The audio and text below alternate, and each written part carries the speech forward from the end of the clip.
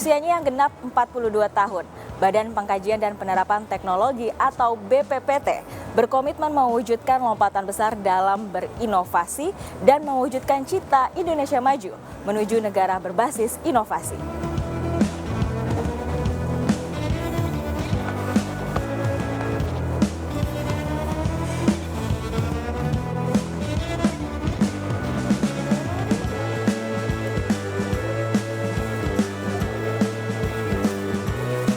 Nah, di tengah pandemi COVID-19 seperti saat ini, BPPT telah berkolaborasi dengan berbagai lembaga dan institusi membentuk Task Force Riset dan Inovasi Teknologi Penanggulangan COVID-19 yang merupakan aksi nyata dari keberhasilan ekosistem inovasi nasional.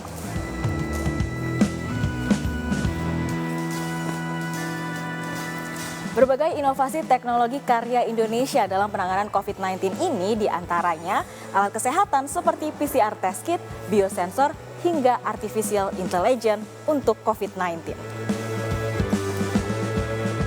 Kepala BPPT Hamam Riza mengatakan pembentukan Task Force Riset dan Inovasi Teknologi untuk Penanganan Pandemi COVID-19 atau TFRIC 19 terdiri dari 8 institusi litbang pemerintah, 18 perguruan tinggi, 4 industri nasional, 6 startup, 3 rumah sakit, dan 15 komunitas.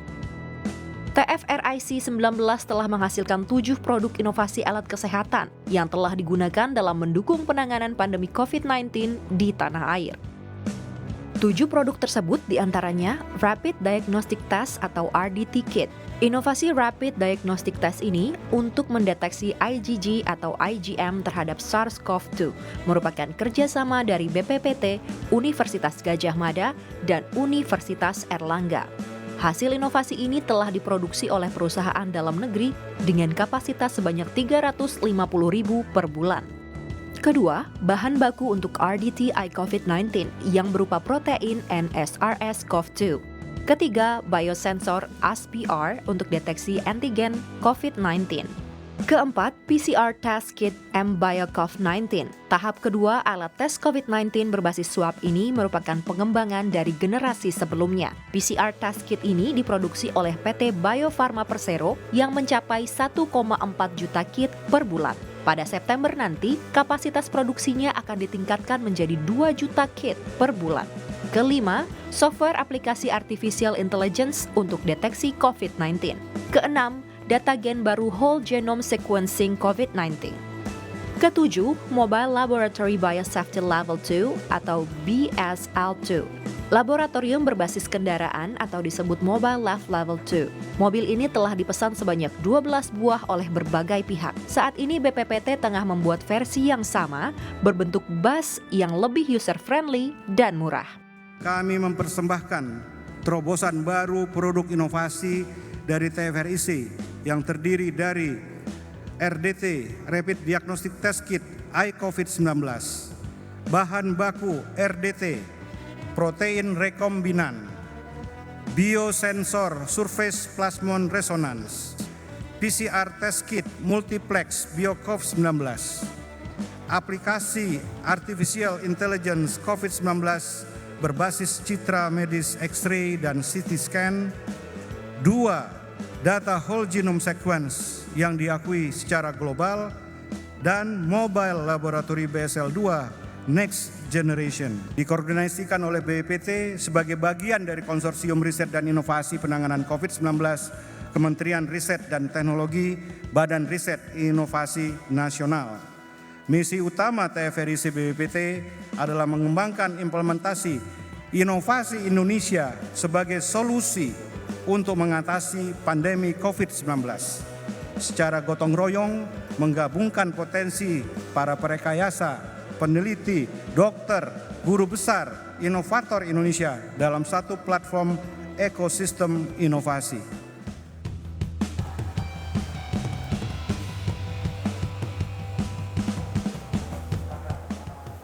Setidaknya per 24 Agustus 2020, ada lebih dari 23 juta penduduk dunia dinyatakan positif COVID-19.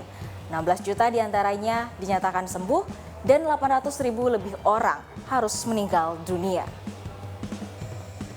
Urgensi inovasi teknologi menjadi meningkat. kebutuhan akan penangkal COVID-19 harus dipercepat. Menjawab tantangan tersebut, pemerintah melalui BPPT melakukan aksi nyata dengan pengembangan dan inovasi teknologi guna mencegah penyebaran COVID-19 di Indonesia. TNI Angkatan Darat merupakan salah satu garda terdepan penanganan COVID-19 yang merasakan manfaat langsung dari inovasi dan pengembangan teknologi BPPT. Kepala Staf TNI Angkatan Darat, Jenderal TNI Andika Perkasa mengatakan TNI AD memerlukan upaya ekstra dalam penanganan COVID-19, misalnya seperti laboratorium PCR. Pasalnya, 68 rumah sakit milik TNI AD tidak hanya merawat pasien COVID-19 dari kalangan prajurit atau PNS, namun juga pasien COVID-19 lainnya. Saat ini, baru 6 laboratorium PCR yang dimiliki rumah sakit TNI AD. Salah satu laboratorium PCR tersebut merupakan pinjaman dari BPPT. Contoh yang paling terlihat adalah ketersediaan lab PCR. Sampai dengan hari ini, Pak, itu TNI Angkatan Darat, kami punya 68 rumah sakit. Itu kami baru punya 6 lab PCR. Padahal seluruh rumah sakit kami, 68 di seluruh Indonesia itu bukannya tidak merawat pasien COVID. Dan pasien COVID yang dirawat juga bukan hanya prajurit atau PNS. Kita ada 20 unit lab PCR dan kita sudah rencanakan untuk penempatan di 20 rumah sakit. Tapi sampai dengan sekarang realitanya hanya 4 dari pengadaan yang 20 itu. Itu pun sampai dengan sekarang kontraknya belum dilakukan. Jadi di saat-saat seperti itu kehadiran lab PCR kedua melalui mobile lab BSL 2 yang di Rumah Sakit Ridwan itu sangat-sangat signifikan, Pak. Dan hari ini Kepala BPPT juga akan meminjamkan lagi satu lagi. Selain pengembangan alat kesehatan, BPPT juga fokus dalam pengkajian dan penerapan teknologi di bidang obat-obatan. Fokus ini menjadi penting manakala Indonesia masih sangat terpaku dengan impor bahan baku obat-obatan dan farmasi. Saat ini sekitar 95% kebutuhan bahan baku farmasi di Indonesia berasal dari impor. Data Kementerian Perindustrian menyebut nilai impor bahan baku obat setiap tahun mencapai 2,5 miliar hingga 2,7 miliar dolar Amerika Serikat. Impor bahan baku terbesar berasal dari China yang mencapai 60%, diikuti India dan negara lainnya. Menteri Riset dan Teknologi Bambang Brojonegoro meminta agar BPPT fokus menghasilkan inovasi yang bisa menggantikan bahan baku impor. Hal ini dilakukan untuk membantu mengurangi defisit dan mengangkat kemampuan teknologi Indonesia. Menurutnya, substitusi impor dan hilirisasi industri tetap harus menjadi prioritas dalam inovasi. Hal ini terbukti ketika BPPT dipaksa berinovasi dan berkolaborasi dengan industri dalam waktu singkat saat pandemi COVID-19. Namun, ia menegaskan, substitusi impor yang dikedepankan bukan dengan subsidi dan proteksi yang berlebihan. Proteksi diperlukan di awal agar bisa berkembang ke depannya. Saya memberikan tugas tambahan kepada BPPT untuk lebih fokus kepada substitusi impor karena itu yang kita butuhkan sekarang, dan juga marilah kita sama-sama memperbaiki image mengenai substitusi impor sendiri. Karena terus terang banyak teman-teman saya, ekonom maksud saya, teman-teman seprofesi saya yang selalu skeptis terhadap substitusi impor, ya.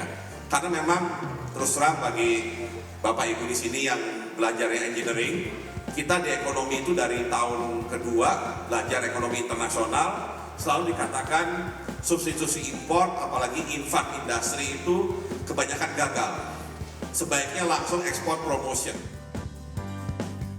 Untuk mengurangi impor bahan baku sekaligus menciptakan kemandirian di sektor farmasi, dibutuhkan kerjasama yang erat dengan kementerian dan lembaga lain dalam menghasilkan regulasi, serta kebijakan yang dapat menghadirkan ekosistem industri yang kondusif.